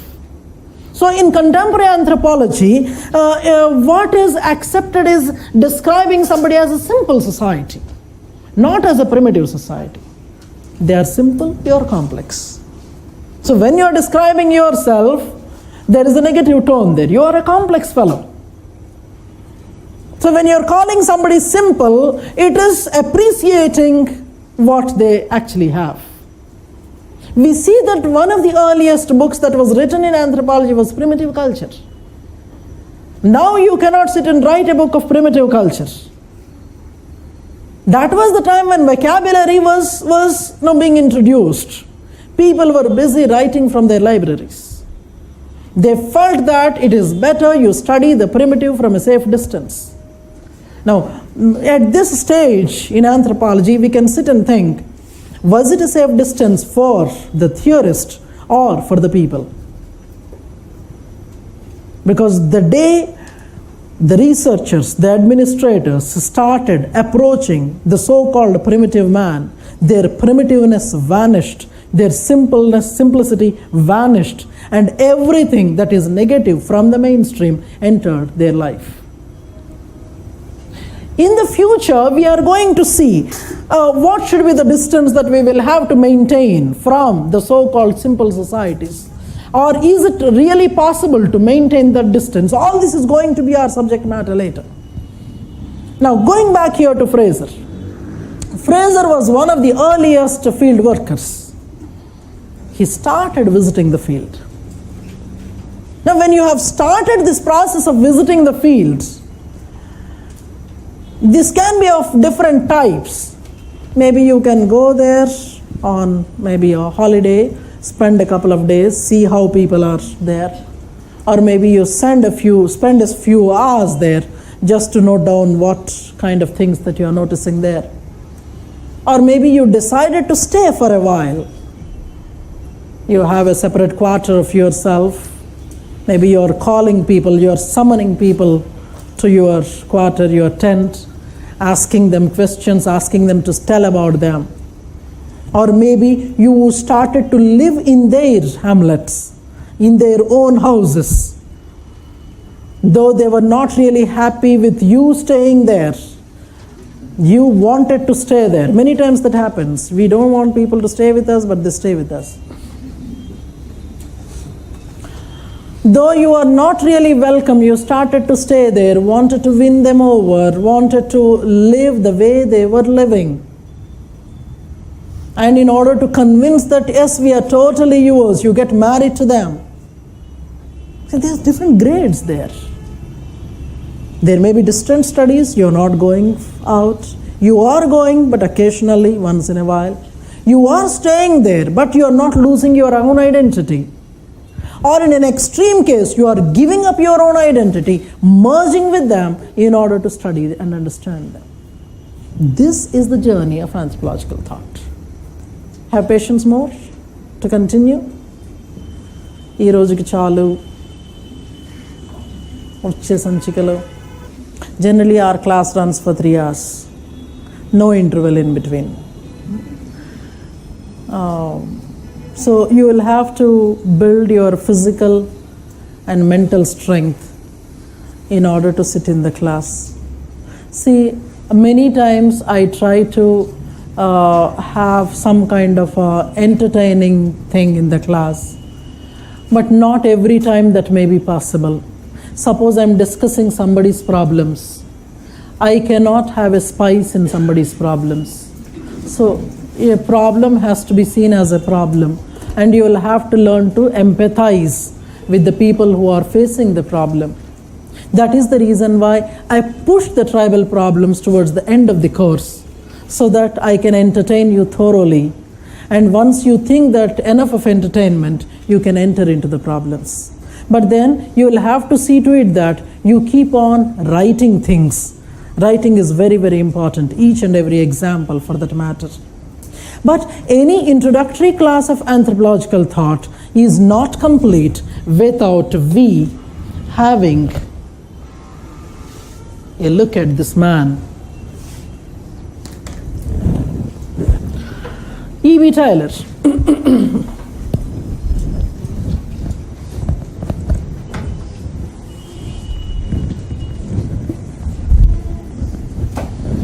A man that lived in the 1800s. Sir, what we do is, when we do anthropological thought, we also try to give the lifetime, so that you understand from which particular time period he is, what could be the economic and political setting of that time. When he was living, in most of the other disciplines also, men who looked like him were existing with so many beards, and beard is a symbol of thinking man. There's no time to shave also. Of course, at that time the razor was not discovered yet, so people were finding it very difficult to shave. It is better to leave it that way. You'll see, interesting things in the discipline, how technology has changed. By the time you come to the second school in anthropology called diffusionism, you see people with clean shaves coming, meaning that yes, there was shaving kit that was discovered. Of course, by the time you come to Marvin Harris, people without mustache also. Diffusionism was people with no masculinity being possessed in the form of a mustache. But later, gender becomes a not so very interesting thing. People started shaving off their mustache also, and then that was the time when people were talking about equal rights to men and women. Now, sir, what happened during the process of studying anthropological theories or cultures was that, say a person like Taylor was coming up with his own idea, an approach, a theory. Why and how people became what they are. In that inquiry, he was trying to give his own views and giving his own theory. A a bunch of people started coming up to criticize what this thinker must have written. So the next theorist that came actually had the criticism of the earlier one as the basis. On the basis of criticizing the previous fellow, you are giving your theory. You might be introducing new methodologies, new researches, new fieldworks, and you gave your own theory. In the process of giving your own theory, you also made some mistakes. From those mistakes, the next theory originated. So this cycle of criticizing the earlier fellows, giving your own theory, conducting researches, and giving your own fieldworks, in the process you are doing mistakes and the next fellow is coming up. This is one thing that was, so that's the reason why the theories emerged from the mistakes of the theorist, of the earlier theorist. This is not simply that. In the journey of anthropological thought, there was a very interesting trend that had been noticed. The earliest fellows were not simply moving out of their libraries, but they were the people who wanted to study the culture groups extensively. Meaning that pick up any tribe for that matter, they wanted to go into the details of all the things that came across. Maybe their religious system, maybe their political system, maybe their ecological system. So they were trying to go into the details of every small, primarily sociological thing. But of course we will notice that each of these earliest thinkers, especially when you are looking at the classical evolutionism, each of them had got their own special area of interest. Though they were trying to describe the entire culture group, they were having their own special interest in one or a few cultural things. For example, I was talking about Fraser. Fraser had a specialization in magic and religion. So if you want to be a magician tantricist, or if you want to be a magician, you will have to definitely study the golden bough. And the magic works. Magic works. I don't know whether you have gone to any magician. Magician as in, it can be a sorcerer. Hyderabad is a home of several sorcerers. In Telangana, we have different variants of magic. Even near Tangband, there is one magician that sits in the Durga temple there, Kattamaisama temple. And we see that the magic works. Different kind of magical practices for different exams. For UPSC, one kind. For Group 1, one kind. For Group 2, one kind. Tougher the exam, tough will be the rituals. The price also varies anyway. But once you understand the whole thing, you would prefer to be a magician rather than a civil servant, because it really works. Now, what I was saying was that earliest thinkers, they wanted to study the whole culture. But from among the whole culture, they were trying to identify a few specializations for themselves. For example, this man, Taylor. Without him, there cannot be an anthropology discipline. He is called the first culturologist. Some people also describe him as father of anthropology. You should not ask for mother, who did not exist at that time. Mothers came much later in culture personality school.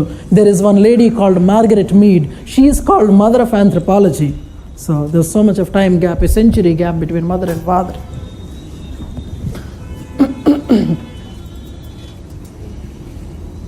You will have to know about Taylor at least a couple of things. Not simply that he was an armchair anthropologist. He was somebody who was, in a way, create a discipline at that time called culturology. He was inventing vocabulary. Today, if you go to any bookshop, you ask for a dictionary of anthropology, by default, he would hand over E.B. Taylor's dictionary to you. He was writing this in late 1800s. And even after so many decades, the book is still valid.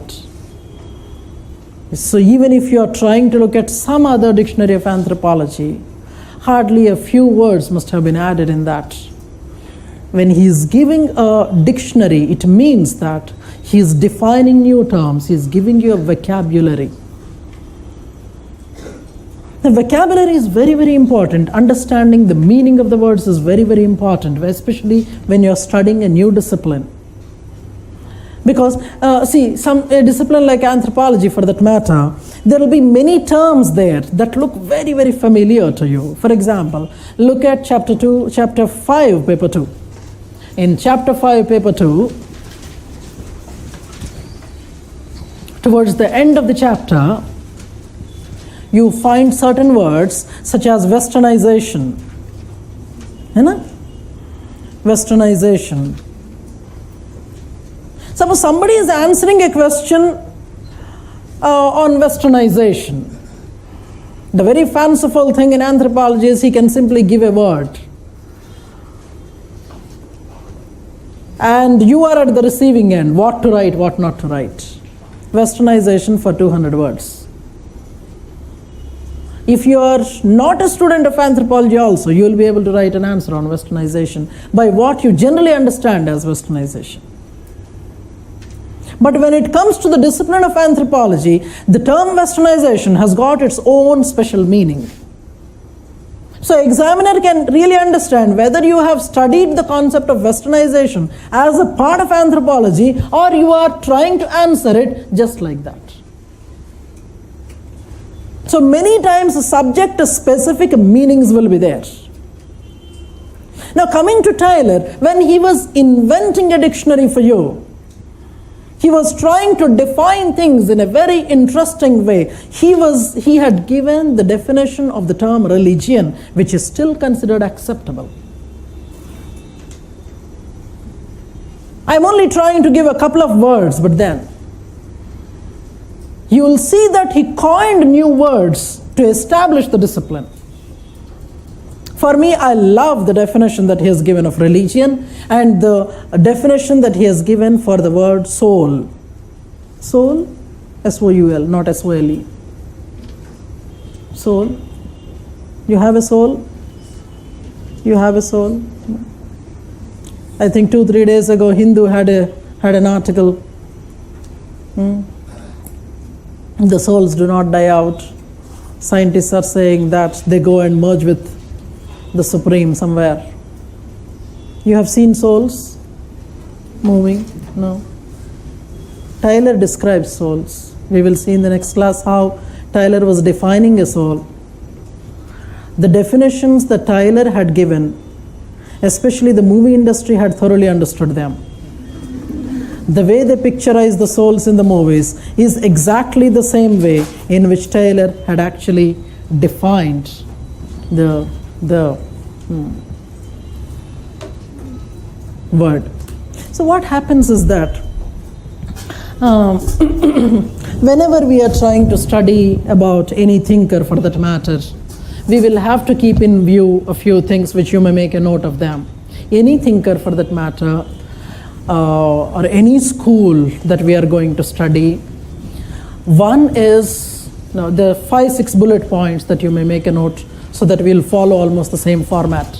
One will be the academic background of the thinker, the academic and professional background of the thinker.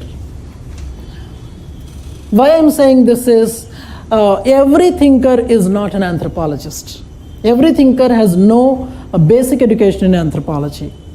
Somebody may be from ecology, somebody may be from life sciences, somebody may be from engineering.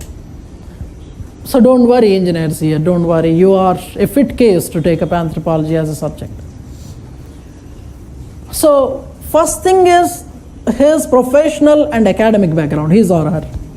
Secondly, the literary contributions.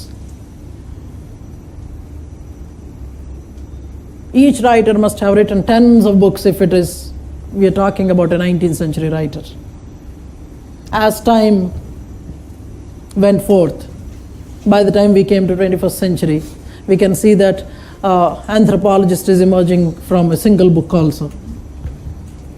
There can also be a time you presented one paper, you became an anthropologist. Literary sources. You will not be memorizing them, but you will learn them. Like who wrote Golden Bough? Fraser. You know it? That's something like that. And primitive culture? This man wrote. You don't know who E.B. Taylor is, but you know that he wrote a book. Thirdly, the concepts given by the thinker. The concepts given by the thinker and the fieldworks. Fieldworks in the sense which all communities he must have visited, he must have wrote about. And the concepts. For example, I was telling you, this man was defining what religion is. Or somebody else was writing about magic.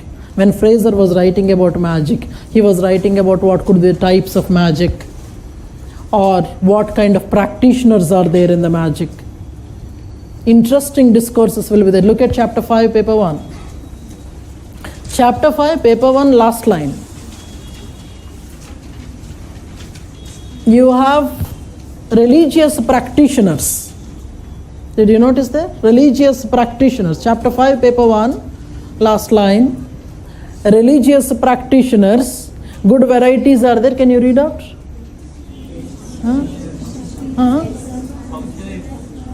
Religious functionaries. Priest, shaman, medicine man, sorcerer. Which? Whom do you like? Which? Which one do you like? Kind of. Interestingly, out of the 5 that are mentioned, which is the only specialization of a female? All the rest of them are male specializations. This is not accidentally placed in chapter 5. All these are the variants that Fraser had meticulously described, with how different communities have different kinds of shamans, different kinds of witches, how they operate. When I say magic works, it really works. It really does work. We tried it many times, especially on the exam day. You don't want your friend, not your enemy, you don't want your friend to clear the exam. Enemies anyway you don't want them to clear, but friend also. When you don't want your friend to clear the exam, just leave some nimbu and mirchi and all the kinds of stuff in front of his door. The moment he opens the door to go to the exam, his heart sinks. Though he is a person who doesn't believe in any superstition, any things like a supernatural, all the way through, when he is writing answers in the exam, the same nimbu comes in front of his eyes. Magic works. Fraser has demonstrated it. See, he has given several concepts there. So concepts, fieldwork. And fourthly, critique of the fieldwork techniques. Fieldwork techniques and research methodologies. Fieldwork techniques and research methodologies. Fieldwork techniques and research methodologies.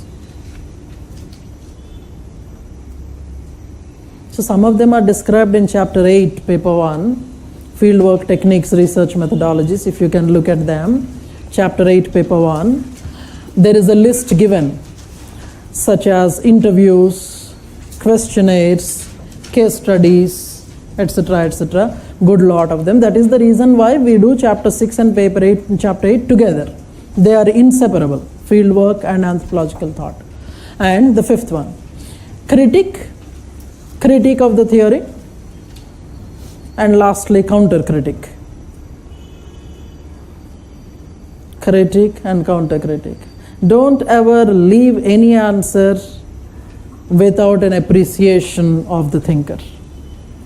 How much ever novice the theory is, how much ever irrational the theory is, at the end of the day, the theory reflects the time period. The theory reflects how people were thinking at that point of time in history.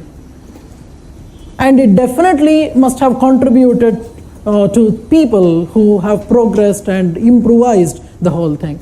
This is the basic format. I would also want to introduce one other name before I call off the session today.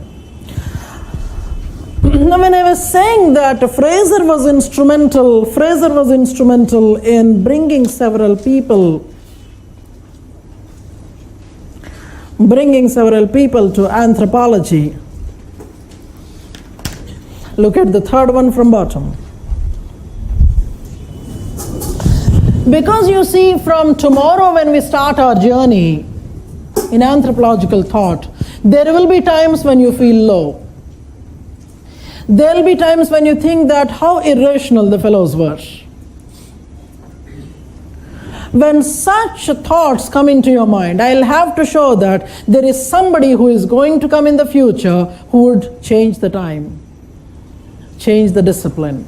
So right from the day one, you start waiting for this man to come, Malinowski, like people keep waiting for Jesus to come. Malinowski, he would come one day and change the discipline till eternity. Because Malinowski was the first fellow who had revolutionized the fieldwork. He made it mandatory for an anthropologist to conduct fieldwork before he writes. He always believed that seeing is believing. Without seeing, you cannot write. Without seeing, if you are writing, there is no authenticity. What you see might change from time to time, but seeing is important. It is here I would want to explain two words. The earliest writers were having the style of ethnological writing. The earliest writers were having ethnological style. By the time you come to Malinowski, ethnography becomes a reality. Though before Malinowski, people have tried writing ethnographies, he makes it a systematic writing. Ethnographic writing was more systematized by Malinowski. Earliest writers were ethnological. Go back to the definition to see there. Ethnology is a detailed writing of a culture group. With comparison, there is a tendency of ethnocentrism. So if at all somebody from classical evolutionism were writing, definitely they were writing ethnologies. They were writing comparatively. So a British writer would always compare the culture group with his own culture. Comparison, of course, is a human thing. Once you are born human, you definitely compare. You cannot live without comparing. It is not simply comparing. Whenever you are comparing, you will try to grade the people. You will try to grade the cultures. Comparison may be for different reasons, but generally you are comparing so that to say that, okay, I am superior or they are superior. Earliest writings were having this kind of a negative tendency of feeling that their own culture is superior. So earliest writings were not simply ethnological, that is not simply comparative. They were also judging the other cultures. We will see the kind of derogatory terminology used by the earliest writers to describe their subject. If the earliest writer was calling somebody primitive, calling somebody a savage, an uncivilized fellow, it means that it is a derogatory way of, ethnocentric way of writing. So earliest writers were ethnological. They were having this judging attitude or grading attitude. But by the time you come to Malinowski, he was the one who says that you will have to write what you observe on the field. And you try to write without any judgments. That is ethnographic writing that was promoted by Malinowski. And Malinowski was that person who came into anthropology by reading about Fraser. By reading about Fraser, James Fraser's Golden Bough. By reading about Golden Bough, he becomes an anthropologist. When I resume my class tomorrow, I would start with something called what can be an accident. You being here in the class, is it an accident?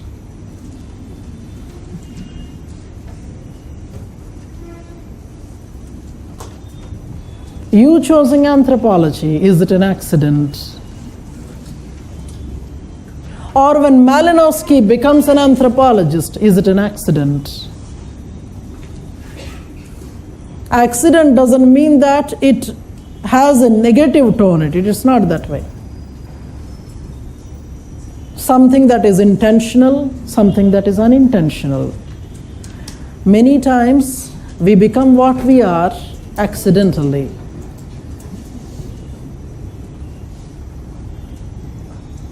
You wanted to become something else, but you became something else.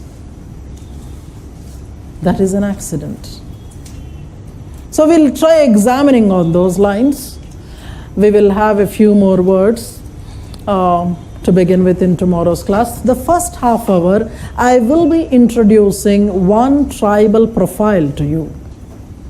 I have in that introductory class mentioned that along with that sequence of topics, I said we will be doing certain ethnographic profiles. Now you understand the word ethnography. Ethnography is a detailed writing about a culture group without comparison. And I told you at that time that we will be doing profiles of several tribal communities so that the stock information is ready with you.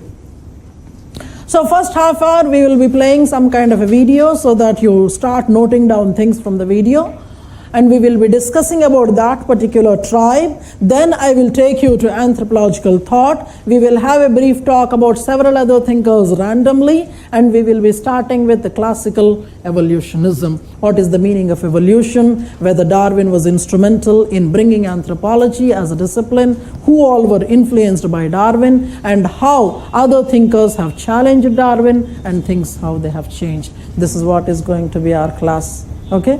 Thank you so much for being there in the first class. Good day.